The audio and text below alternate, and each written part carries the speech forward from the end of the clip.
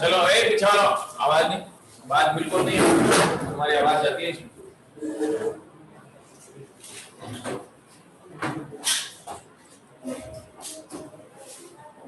उस दिन क्या पढ़ा दिया था? सेमीकंडक्टर थोड़े हमने इंसुलेटर हो गया था क्या? इंसुलेटर करा दिया था, सेमीकंडक्टर कराना।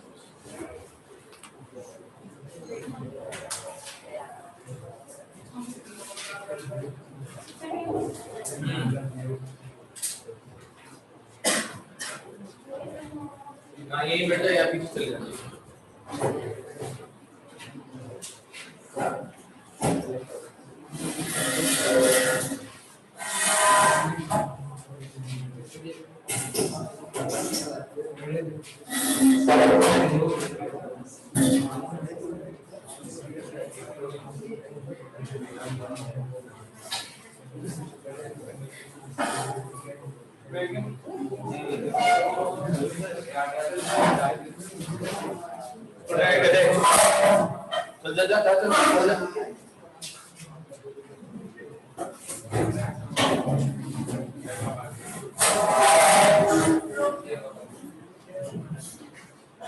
हाँ जी भाई, देखो उस दिन पढ़ा था आप लोगों ने, इंसुलेटर हो गया था और इंसुलेटर से पहले कंडक्टर करा दिया था अपने पास, है ना। तो दो हो गए थे। अब आते हैं अपन सेमीकंडक्टर्स। वैसे भी ये जो चैप्टर है ना पूरा का पूरा ही वो सेमीकंडक्टर्स का ही है अपने पास, जो है अपन कंडक्टर्स के बारे में तो जो है ना फिफ्थ चैप्टर है पूरा का पूरा। ये कंडक्टर ओनली फॉर सेमीकंडक्टर्स है। तो सबसे पहले तो अपन चलते हैं, semiconductors are substance of which resistivity is more than conductors and less than insulators. So between the insulators and conductors होती है। आ गया समझ में अपने पास? इसका वैल्यू है, उससे और पता चल जाएगा आप लोगों को। Rho is for semiconductor is 10 to power minus 5 ohm meter to 10 to power 4 ohm meter। देखो भाई मैं एक चीज पहले भी बताई थी मैंने, उस दिन कंडक्टर पढ़ाया था, उस दिन भी बताया था। ये जो है ना रेंज लिखाते हैं और अप्रोक्सीमेटली रेंज है ये, ठीक है ना। अलग अलग बुक्स में अलग अलग मिल सकती है। केमिस्ट्री बुक में ये और अलग मिल सकती है, वहां हो सकता है कि 10 to power -4 to 10 to power 5 भी आ जाए। तो इसका मतलब ये नहीं है केमिस्ट्री गलत है, फिजिक्स भी सही है, केमिस्ट्री भी सही है। और फिजिक्स की 3 बुक में भी ये अलग अलग मिल सकती है। पर ये मान लो कि राजस्थान बोर्ड वालों ने इसको अप्रोक्सीमेटली ये मान रखा है। और अगर कोई लड़का इसको एग्जाम में 10 to power -4 to 10 to power 5 भी लिख देता है तो भी मार्क्स नहीं काटे जाते। उसका रीजन भी है, ये जो है रेंज है, और ये पूरे सेमीकंडक्टर्स के लिए भी एप्लीकेबल नहीं है। कुछ सेमीकंडक्टर्स होंगे जो इससे आउटसाइड में भी जा रहे होंगे। जैसे मान लो कोई सेमीकंडक्टर ऐसा है जो 10 to power -6 के आसपास में चलेगा, कोई 10 to power 5 में चलेगा, कोई 10 to power 6 तक में भी चलेगा। तो फिर अपने पास क्या रहता है कि अगर आप थोड़ा बहुत आगे पीछे भी लिख देते हो तो उसको एकदम सही मान लिया जाता है। आगे बात समझ में अपने पास। तो it is approximately range of resistivity for a semiconductors. Conductivity कितनी हो जाएगी अब ये बता दो। Sigma 10 to power 5 ohm inverse metre inverse to 10 to power -4 ohm inverse and metre inverse. Conductivity का ऐसा यूनिट क्या होता है? साइमंस। तो ये ओम इनवर्स को साइमंस भी बोला जाता है अपने पास। तो साइमंस पर मीटर भी बोल सकते हैं एंड साइमंस मीटर इनवर्स भी बोल सकते हैं। वो फिफ्थ चैप्टर में है, अगर एक बार फिफ्थ चैप्टर में दिक्कत है तो अपन एक बार दोबारा क्लियर करा देंगे उस समय। उसके बाद में अपन चलते हैं, valency band of semiconductor is fully filled. ये देखो, valency band of semiconductor is fully filled and conduction band is totally vacant. तो ये जो प्रॉपर्टी थी ये तो आप लोगों ने देखा होगा, इंसुलेटर में भी आई थी। तो सेम एज इंसुलेटर हो गया, आगे नहीं हो गया। But forbidden energy gauge for semiconductor is approximately 1 electron volt and at room temperature 1 electron volt energy is required for transition of electron from valency band to conduction band। ठीक है। अब insulator में ये एनर्जी की value कितना था? 3 electron volt to 7 electron volt था। तो उसमें अपने पास क्या होता था, there are no transition of electron from valency band to conduction band, ठीक है, एट रूम टेम्परेचर। बट इसमें ट्रांजिशन हो सकता है कि नहीं हो सकता है, तो ये डिफरेंस है। इसीलिए अपने पास आगे मैं सेमीकंडक्टर्स पर थोड़ा डिटेल में पढ़ाऊंगा, उसमें अपन एक चीज और बताएंगे। Semiconductors are behave like as insulators at 0 kelvin temperature, at 0 Kelvin temperature or absolute 0 temperature, semiconductors are behave like as a insulators। ये तो रूम टेम्परेचर पे होता है ना, तब जाके डिफरेंट हो जाता है मैटर, अदरवाइज जो है इंसुलेटर्स की जैसे ही बिहेव होता है। आगे अपन चलते हैं, एग्जांपल सिलिकॉन एंड जर्मेनियम, ठीक है। For silicon delta energy gap is 1.1 electron volt and for germanium delta energy gap is equal to 0.7 electron volt, ठीक है। अब ये बताओ कि इनमें से ज्यादा अच्छा सेमीकंडक्टर कौन सा माना जाएगा, इसको यूज में लें, सिलिकॉन लें या जर्मेनियम लें? जर्मेनियम। अगर समझ में क्यों, energy gap is less then for germanium in compare of A silicon, so that is germanium is a more good conductor in compare of a more good semiconductor in compare of a silicon। Clear है? एक चीज आप लोगों को मैं और बता देता हूँ, सिलिकॉन एंड जर्मेनियम जो है वो पीरियोडिक टेबल में कौन से ग्रुप में आते हैं? 14 में। Silicon and germanium periodic table में कौन से ग्रुप में आते हैं? 14 में। 14 में और कौन आता है? कार्बन आता है। तो यूं तो चलते हैं अपन, पहले कार्बन होता है, फिर सिलिकॉन होता है, फिर क्या होता है? जर्मेनियम होता है। अब अपन एक चीज चलें, कार्बन, सिलिकॉन, जर्मेनियम तीनों फोर्थ ग्रुप में हैं। इनकी जो वैलेंसी होती है कितनी होती है? और इनका जो क्रिस्टलाइन स्ट्रक्चर होता है वो क्या होता है? टेट्राहेड्रॉन। और टेट्रावेलेंट हो गए कि नहीं हो गए? तो तीनों का क्रिस्टल स्ट्रक्चर भी सेम है, ग्रुप भी सेम है, ठीक है, और वैलेंसी भी सेम है। फिर भी अपने पास कई बार ये पूछा जाता है, देखो भाई कार्बन जो है ना, कार्बन के 3 फॉर्म होते हैं, एक सेमीकंडक्टर में आता है, एक किसमें आएगा? कंडक्टर में आएगा, और एक इंसुलेटर में आएगा। कंडक्टर में तो कौन सा आता है? ग्रेफाइट। और इंसुलेटर में? इंसुलेटर में कौन सा यूज आएगा? कार्बन का ऐसा कौन सा फॉर्म है जो डायमंड। और सेमीकंडक्टर में कौन सा यूज आएगा? ग्रेफाइट। सही बताया तुम लोगों ने कि कंडक्टर में आता है, सही है। डायमंड जो नाम सुना होगा ना तुम लोगों ने। तो कार्बन के तीन फॉर्म होते हैं, और तीनों फॉर्म जो है एक कंडक्टर में चला जाएगा, एक सेमीकंडक्टर में चला जाएगा, एक इंसुलेटर में चला जाएगा। डायमंड में करंट का फ्लो नहीं होता है भाई, बट ग्रेफाइट में करंट का फ्लो हो जाता है। इसीलिए जो पेंसिल होती है ना, उसको कभी भी स्पिन में नहीं ठूसनी चाहिए खेल खेल पे भी। उसका रीजन भी है, ग्रेफाइट जो है अपने पास कंडक्टर है कि नहीं है, तो करंट का फ्लो होगा कि नहीं होगा, तो ये काम नहीं करना चाहिए। आगे बात समझ में। फुल्ली जो है वो सेमीकंडक्टर में आती है। चलो, तो तीनों ही सेमीकंडक्टर है, ठीक है ना। फिर भी कंपैरेटिवली जो है ना, वो conductivity of germanium is more then silicon and is more then carbon. क्यों होता है ऐसा, ये बताओ। ये अपने पास जो है ना, अच्छा जो है जर्मेनियम को, उससे सेकंड नंबर पर ये थर्ड नंबर पे कार्बन माना जाएगा। क्या रीजन हो सकता है इसमें, जबकि तीनों एक ही ग्रुप के हैं, टेट्रावेलेंट है, क्रिस्टलाइन स्ट्रक्चर भी सेम है तुम्हारे हिसाब से, तुम बता रहे हो। वैलेंसी तो 4 है सबकी,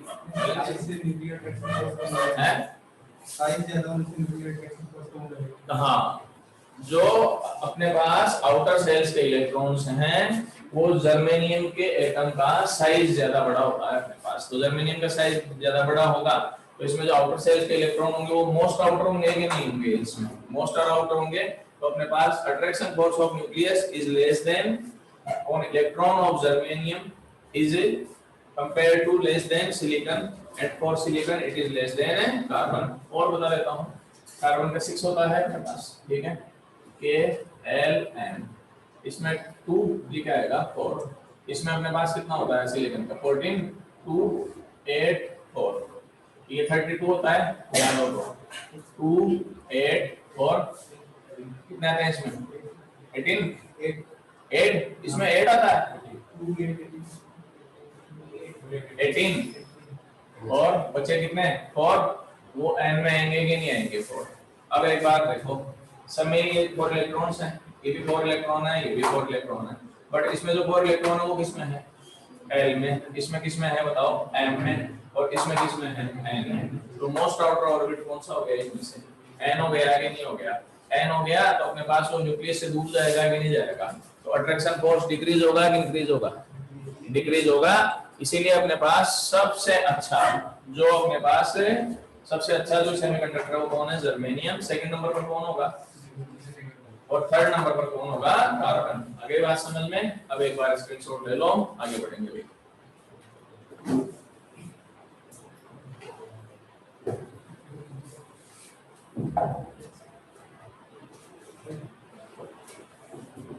सेमीकंडक्टर से पहले क्या यूज लेते थे? सेमीकंडक्टर से पहले क्या यूज लेते थे? सेमीकंडक्टर से पहले सेमीकंडक्टर जो डायोड बना है, मैंने तो सेमीकंडक्टर से ट्रांजिस्टर बना है, उससे पहले कुछ होता ही नहीं था, वैक्यूम ट्यूब होती थी। उससे पहले वैक्यूम ट्यूब चलती थी, बाकी कुछ होता ही नहीं था। ये है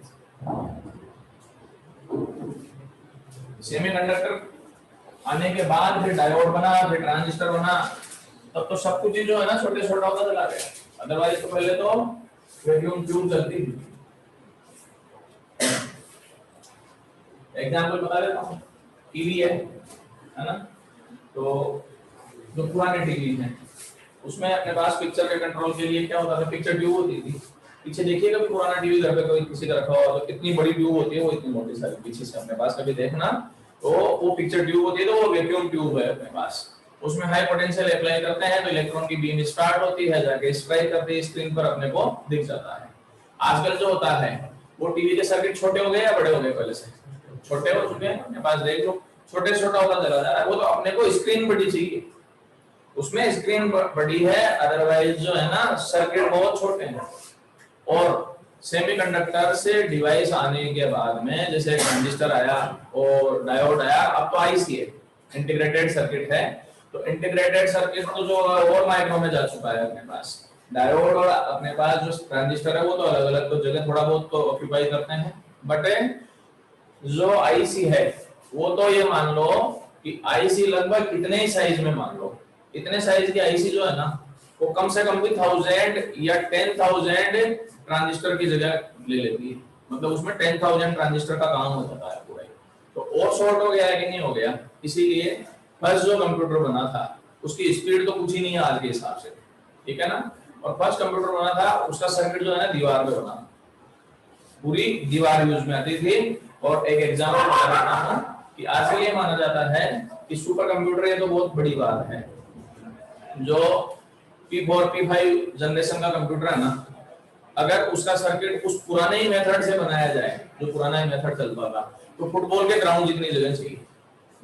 फुटबॉल के ग्राउंड में उसका केवल सर्किट होगा, तब जाके वो ऑपरेट हो पाएगा। जो P4 या P5 जनरेशन के अपने पास कंप्यूटर या लैपटॉप आ रहे हैं, तो उससे समझ में आ गया हुआ कितना मिनिमाइज और मैक्रोमाइज हो चुका है सारा का सारा सिस्टम। वो बाय यूजिंग सारा का सारा खेल जो है सेमीकंडक्टर से। क्लियर है? अब एक दो चीज और बता देता हूं। ये सेमीकंडक्टर एलिमेंट्स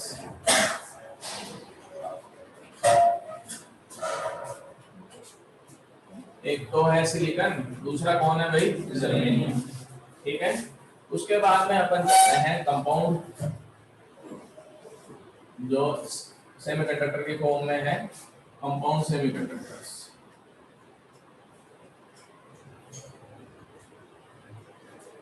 एक तो है गैलियम आर्सेनाइड, आगे यूज में आते हैं सभी, गैलियम फास्फाइड और गैलियम आर्सेनिक फास्फाइड। ठीक है, वो तो एलिमेंट की फॉर्म में हो गए, एक इसकी फॉर्म में हो चुके हैं, कंपाउंड के फॉर्म में। एक ऑर्गेनिक भी होते हैं, ये ऑर्गेनिक सेमीकंडक्टर। एक तो है एंथ्रेसीन, डोप्ड एंथ्रेसीन। एंथ्रेसीन क्या होती है? केमिस्ट्री में आता है ये सब। और एक होता है थैलोसानीस। ये दोनों जो है ऑर्गेनिक कंपाउंड है, अपने पास ही आते हैं। एक पॉलीमर्स सेमीकंडक्टर्स भी हैं, पॉलीमर्स है सेमीकंडक्टर्स। ये है अपने पास, एक तो पॉलीपायरोल है, पॉलीपायरोल। और एक पॉलीएलीन है भाई, तो याद ही रखने हैं, बाकी कुछ है नहीं इसमें समझाने का। एलिमेंट में तो क्या हो जाएगा, सिलिकॉन एंड जर्मेनियम। कंपाउंड में gallium arsenide, gallium phosphide, gallium arsenic phosphide हो जाएगा। ऑर्गेनिक में ब्रोम एंथ्रेसीन एंड थैलोसानिस हो जाएगा। और पॉलीमर्स में क्या क्या हो जाएगा, पॉलीपायरोल हो जाएगा, पॉलीएलीन हो जाता है। एक बार स्क्रीनशॉट ले लो, उसके बाद में भी आगे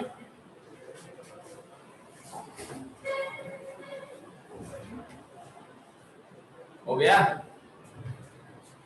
समीर जर्मनी से नीचे वाले नीचे के, जर्मनी से नीचे वाले नहीं आते हैं, वो इजीली यूज में नहीं आ पाता है।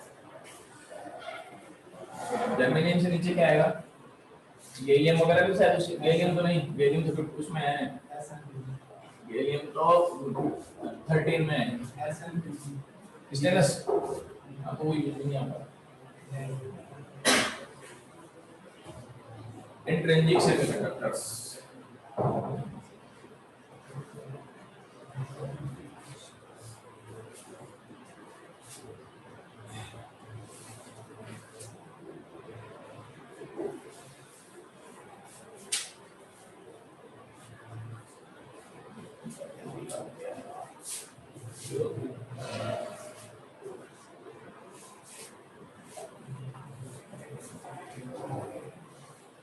चलो जी भाई, अब डायग्राम बनेंगे इसमें, वो सारा खेल डायग्राम का ही है, वो चलते हैं। सिलिकॉन ले लें, चलो जरा सिलिकॉन ले लें।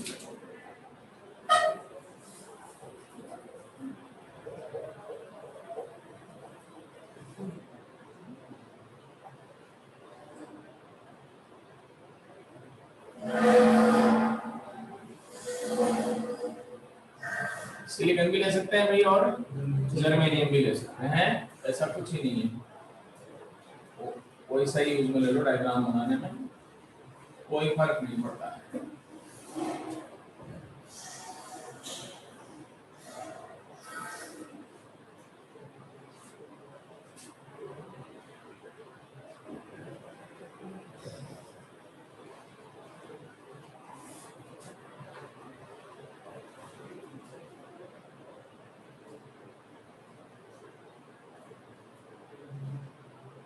केमिस्ट्री एक भाई आधा चेक कर दो, उसके बाद फिजिक्स मारो।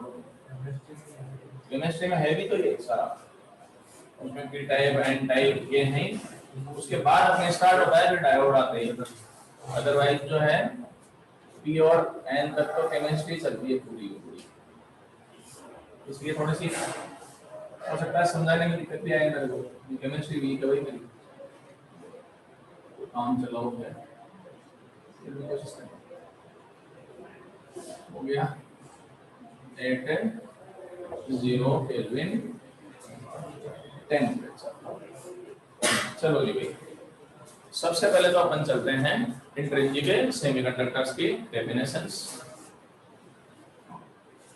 Sample of silicon and germanium with less impurities और negligible impurities is called intrinsic semiconductor।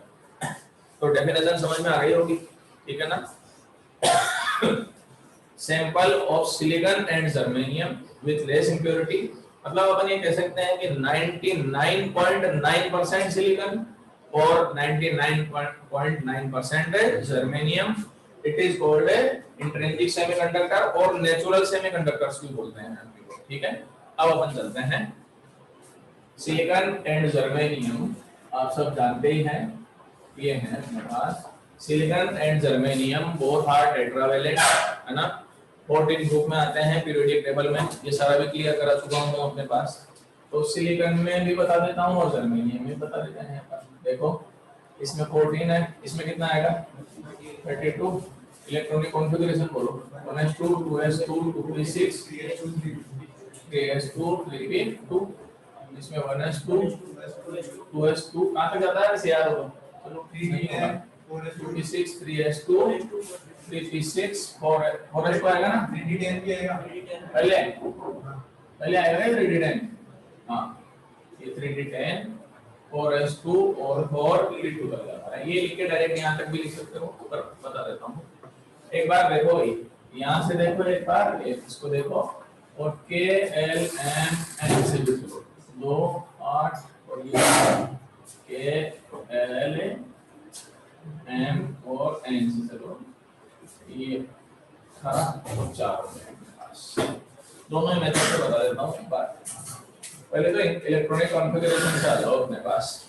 इसमें 3p2 है, इसमें क्या है 4p2 है, तो टेट्रावेलेंट हो गया कि नहीं हो गया। अब अपने पास चलें, इनको बॉन्ड बनाने के लिए कितने इलेक्ट्रॉन की जरूरत है ये बता दो। 4 इलेक्ट्रॉन चाहिए अपने पास, ठीक है। अब बात कर रहे हैं अपन pure silicon and pure germanium की, इम्प्योरिटी तो है ही नहीं, और फिर ये चीज तो भूल जाओ कि किसी दूसरे के साथ बॉन्डिंग हो जाएगी। बॉन्डिंग किसमें होगी, इनके एटम्स में आपस में बॉन्डिंग करनी पड़ेगी, और बॉन्डिंग जो होगी आयनिक होगी, कोवेलेंट होगा। कौन से बॉन्ड बनेंगे इसमें बनेंगे, तो कोऑर्डिनेशन बॉन्ड बनेंगे या कोवेलेंट बॉन्ड बनेंगे, आयनिक बॉन्ड बनेगा, कोवेलेंट बॉन्ड बनेगा। आयनिक बॉन्ड तो हो ही नहीं सकता, क्योंकि आयनिक बॉन्ड में तो इलेक्ट्रॉन का परमानेंट लेन देन चलता है, कि परमानेंट ही दे दिया और भूल गए अपने पास। कोवेलेंट बॉन्ड में पार्टनरशिप बॉन्ड भी बोलते हैं इसको अपने पास। अब इसमें ये रहता है कि आयनिक बॉन्ड तो इसलिए नहीं बन सकता कि जैसे ये भी सिलिकॉन ये भी सिलिकॉन, तो सवाल उठता है कि कौन किसको इलेक्ट्रॉन दे। ये अगर कहे कि भाई तू मुझे दे दे, तो वो कहेगा तू ही दे देना मुझे, बोले तेरे को क्या तकलीफ है। तो बाद में भाई फाइनली ये रहता है जब दोनों ही नहीं झगड़ते हैं, अपन क्या करते हैं, तेरे पास कितने हैं मेरे पास कितने हैं, और आस पास में एक दो और पकड़ लेते हैं, और फिर ये कह लेते हैं कि अपने पास सबके पास ही दिक्कत है, सबके पास ही दिक्कत है। तो बोले अपन क्या करते हैं, कुछ इलेक्ट्रॉन की पार्टनरशिप कर लेते हैं। पार्टनरशिप होते ही क्या हो जाएगा, सबका अपने पास बराबर बराबर हिस्सा हो जाएगा कि नहीं हो जाएगा। तो होता क्या है अपने पास है, silicon and germanium are tetravalent, ठीक है ना। Then covalent bonds are formed in silicon and germanium. अब कैसे बनता है देखो एक बार, ये सिलिकॉन है, कितने इलेक्ट्रॉन थे इसके पास, 4 नहीं है, 2 2 4 कहां है इसमें, 4 है, 2। और अगर जर्मेनियम भी मानते हो तो कितने हैं इसके पास, 2। अरे मेरे से भी कमजोर है क्या तुम्हारी केमिस्ट्री, बॉन्डिंग 4 की बनेगी, है कितने ये पूछ रहा हूं मैं, 2 ही हैं सिलिकॉन के पास अपने पास। अब बॉन्डिंग देखना कैसे होती है, इसके 2 मान लो ये वाले, ठीक है ना, ये 2 जो हैं इसके हो गए, ये 2 जो हैं इसके हो गए, ये 2 जो हैं इसके हो गए अपने पास। अब एक बार देखो 2 2 2 एंड 2 हो गया, 8 हो गए कि नहीं हो गए अपने पास। तो यहाँ से अपने पास इसकी बॉन्डिंग कंप्लीट हो गई। जब इसका नंबर आएगा तो सारे फिर दोबारा रिकाउंट होंगे कि नहीं होंगे, यहाँ से ये काउंटिंग हो जाएगी, यहाँ से ये काउंटिंग हो जाएगी। अब मुझे ये बता दो, कोई इलेक्ट्रॉन फालतू बचा गया इस समय, नहीं, एक्सेस इलेक्ट्रॉन नहीं है अपने पास। इसका मीनिंग ये हुआ at 0 kelvin temperature there are no free electron available for a electric current. आ गया, या अपन ये भी कह सकते हैं there are no charge carrier available at 0 kelvin temperature due to forming of covalent bond between silicon atoms और जर्मेनियम एटम्स। इसका मतलब at 0 Kelvin temperature, silicon and germanium behave like as कैसे बिहेव करेंगे ये बताओ, इंसुलेटर्स। कोई free electron नहीं है, करंट का फ्लो हो सकता है क्या, ये बताओ, नहीं होगा। There are no current flow, so that at 0 Kelvin temperature silicon and germanium or intrinsic semiconductors are behave like as insulators। it is clear, कोई दिक्कत नहीं है। अब अपन आते हैं, आप सब जानते हो कि 0 केल्विन टेम्परेचर जो है ना, कहने के लिए होता है, बाकी 0 केल्विन टेम्परेचर कहाँ होता है, हो ही नहीं सकता, और अर्थ में तो बिल्कुल ही नहीं है। 0 केल्विन टेम्परेचर का मीनिंग जानते ही हो, माइनस में 273 डिग्री सेंटीग्रेड, यूं तो माइनस में 273.15 डिग्री होता है, बट अपने पास अप्रोक्सीमेटली इतना है। अर्थ पर इतना कम टेम्परेचर कहीं है क्या, ये बताओ, नहीं है। अर्थ का जो मिनिमम टेम्परेचर है वो साइबेरिया में है, माइनस में 89 डिग्री सेंटीग्रेड होता है, वो भी विंटर्स में होता है, वहां पर पीक पे जाता है तब। पर माइनस में 273 तो नहीं है, स्पेस में भी नहीं है। स्पेस में ऊपर जाता है तो माइनस 250 हो जाता है। स्पेस में टेम्परेचर जो होता है ना, ऊपर जाते हैं, तुम बोलोगे ऊपर जाएंगे टेम्परेचर इंक्रीज होगा, डिक्रीज होता है।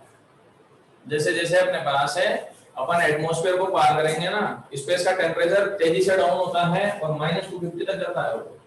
तो माइनस 250 तक जा सकता है, पर माइनस 273 तो वहां भी नहीं होता है। अब इसका मतलब ये जो अपन पढ़ रहे हैं, ये तो एक हाइपोथेसिस है, अपने पास हाइपोथेटिकल कंडीशन है या आइडियल कंडीशन मान सकते हो। अपने को जो कुछ भी स्टडी करते हैं या जो कुछ भी अपने यूज में आता है वो किस टेम्परेचर पर यूज में आता है? रूम टेम्परेचर पर यूज में आता है। एट रूम टेम्परेचर, ठीक है ना। अब जैसे रूम टेम्परेचर का नाम लेंगे, some electrons are transit from valency band to conduction band. उसका रीजन भी है, इलेक्ट्रॉन्स को एनर्जी मिली कि नहीं मिली? एनर्जी मिलते कोवेलेंट बॉन्ड जो होगा वो टूट जाएगा अपने पास। Covalent bonds are broken at room temperature and some electrons are transit from valency band to conduction band.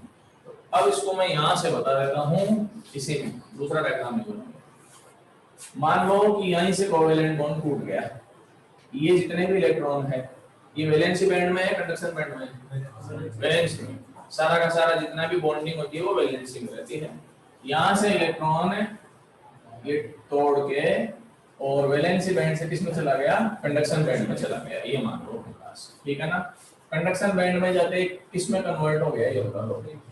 ये फ्री इलेक्ट्रॉन हो गया, क्लियर, ठीक है ना। यहां से अपने पास बॉन्ड टूटा तो वहां से इसकी डेफिशिएंसी क्रिएट हो गई, इलेक्ट्रॉन की डेफिशिएंसी क्रिएट हो गई। डेफिशिएंसी ऑफ इलेक्ट्रॉन क्या होती है बताओ? डेफिशिएंसी ऑफ इलेक्ट्रॉन किसको बोलते हैं? मेरे को ये बता दो। पॉजिटिव चार्ज को। नेगेटिव चार्ज का कॉन्सेप्ट क्या है भाई? नेगेटिव चार्ज का मीनिंग क्या है? जैसे मार्कर है ये नेगेटिवली चार्ज है, इसका मीनिंग क्या है ये बताओ। इस पर इलेक्ट्रॉन बहुत सारे एक्सेस इलेक्ट्रॉन से बॉन्डिंग के अलावा ऊपर है। और अगर ये पॉजिटिवली चार्ज है इसका मतलब क्या है? इस पर प्रोटॉन नहीं है। कई बच्चों के दिमाग में ये चलता है कि पॉजिटिवली चार्ज बोल रहे हैं, नेगेटिवली चार्ज बोल रहे हैं, मतलब एक्सेस इलेक्ट्रॉन्स हैं। पॉजिटिवली चार्ज बोल रहे हैं तो इसका मतलब सर ये कह रहे हैं कि इस पे एक्सेस प्रोटॉन्स है। प्रोटॉन्स आ सकते हैं, न्यूक्लियस टूटता है क्या? तो प्रोटॉन्स तो लेन देन चलता ही नहीं है। किसका चलता है लेन देन? केवल इलेक्ट्रॉन्स का।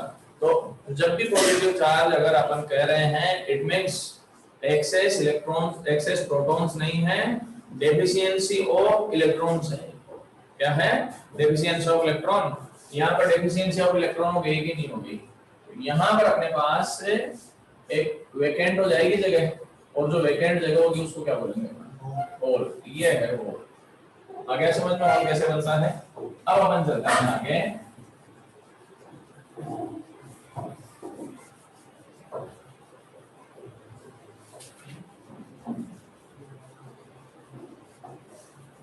When electron transit from a valency band to conduction band, then a vacancy is created in valency band. It is called a hole.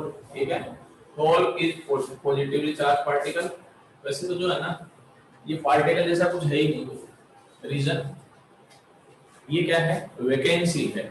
Vacancy का मतलब कोई पार्टिकल जैसा थोड़ा ही हुआ अपने पास। अरे जैसे ये है अपने पास, मैं तरीका बता देता हूँ। तरीका यह है कि मैंने अजय को 100 रुपए दिए, तो वास्तव में दिए, ठीक है ना। अब मेरे पास 100 रुपए थे तो दे दिए। अब मेरे ऊपर 100 रुपए का कर्जा है और मैं फिर अजय को कहता हूँ कि मैंने ये 100 रुपए का कर्जा अजय को दिया, तो अजय लेगा क्या? मना ही कर देगा, बोलेगा पागल थोड़े हो, जो कुछ है ही नहीं वो दे रहा हूँ मैं। बोले 100 रुपए तेरे को देता हूँ, तो बोले कर्जा है, पहले कर्जा चुकाओ फिर पैसे लाओ तब जाके दो। तो अब अपने पास यहाँ से समझे तो ये कुछ है ही नहीं। एक्चुअल में ऐसा कुछ नहीं है। जैसे ये तो पार्टिकल दिख रहा है, इलेक्ट्रॉन है, ये कुछ है ही नहीं। It is only deficiency of electron है ये बस अपने पास, ठीक है ना। तो जब भी होल का मीनिंग अपन ये लेंगे ना कि होल मोशन में है, तो मैं बता दूंगा कौन मोशन में होता है। होल जब कुछ है ही नहीं तो मोशन में कैसे हो सकता है अपने पास? It is deficiency of electron, then hole is positively charge हो जाएगा एंड फिर इलेक्ट्रॉन क्या हो जाएगा? नेगेटिवली चार्ज हो जाएगा। Charge on hole is positive and same as electron। तो प्लस में 1.6 into 10 to power minus 19 coulomb होता है। फिर आते हैं mass. Mass of effective mass of hole is more than 3 electron. अब तुम बोलोगे भाई जब कुछ है ही नहीं तो मास कौन सा काउंट कर रहे हो? तरीका बता देता हूँ। वो मास यूं काउंट करते हैं, ये होल जो है वैलेंसी बैंड में है, कंडक्शन बैंड में है? वैलेंसी बैंड में है। तो इसको यूं माना जाता है कि यहाँ पर अगर कोई इलेक्ट्रॉन होता उस पर न्यूक्लियस का अट्रैक्शन फोर्स होता है कि नहीं होता? अब न्यूक्लियस का अट्रैक्शन फोर्स वैलेंसी बैंड में ज्यादा होता है या कंडक्शन बैंड में ज्यादा होता है? वैलेंसी बैंड में ज्यादा होता है। तो ये कॉन्सेप्ट का इफेक्टिव मास का। तो effective mass of hole is more than effective mass of a free electron, so that mobility of hole is less than mobility of a electron. mobility का मतलब म्यू, और म्यू आपने फिफ्थ चैप्टर में पढ़ाई है, Vd is equal to क्या हो जाएगा, म्यू ही।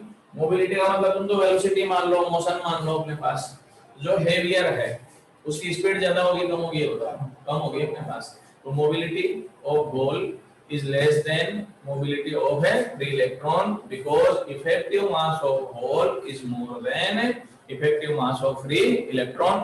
ये बात समझ में आ गई अपने पास।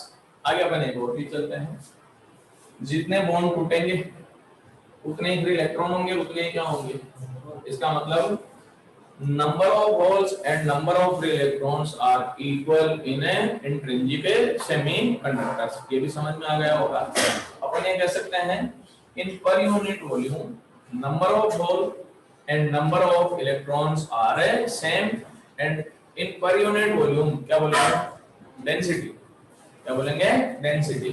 तो अब इसमें मास डेंसिटी नहीं है, इसमें बोली जाएगी इलेक्ट्रॉन नंबर डेंसिटी। क्या बोली जाएगी, electron number density. Electron number density का क्या मीनिंग हो जाएगा, number of electrons in per unit volume, and hole number density क्या हो जाएगी, number of whole in per unit volume. Clear है अपने पास, कोई दिक्कत नहीं है। ये तो बात हो गई इसकी। आगे अपन चलते हैं, आवाज भी छोटा टॉपिक ही नहीं होता है। चलो स्क्रीनशॉट ले वो भाई।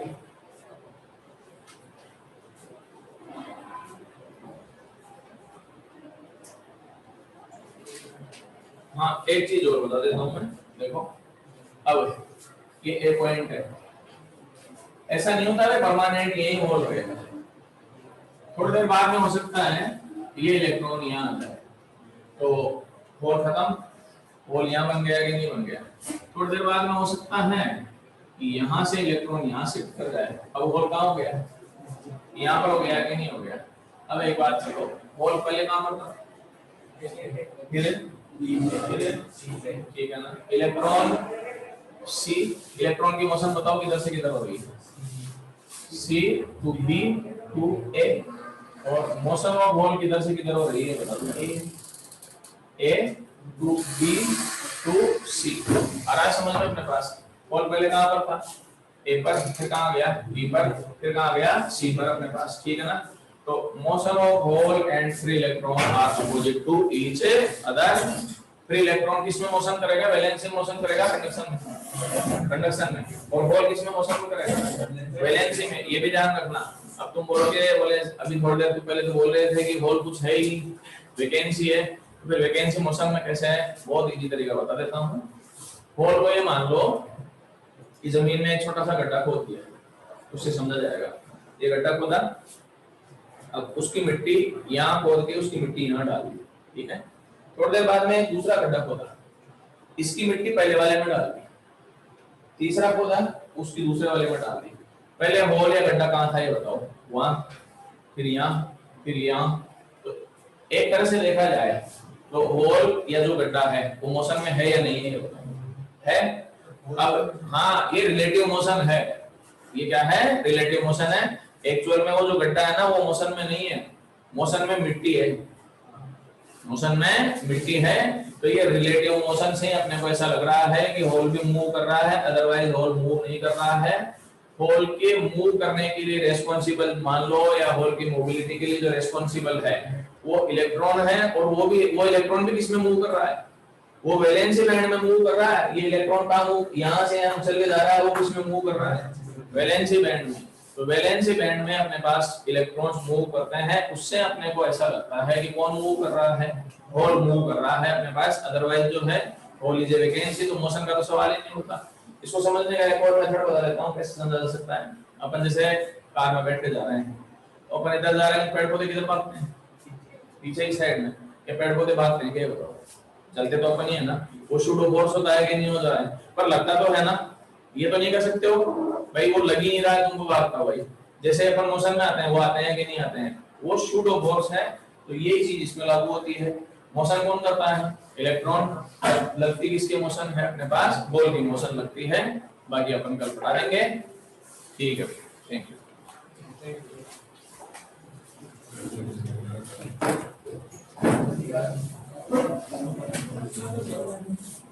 you.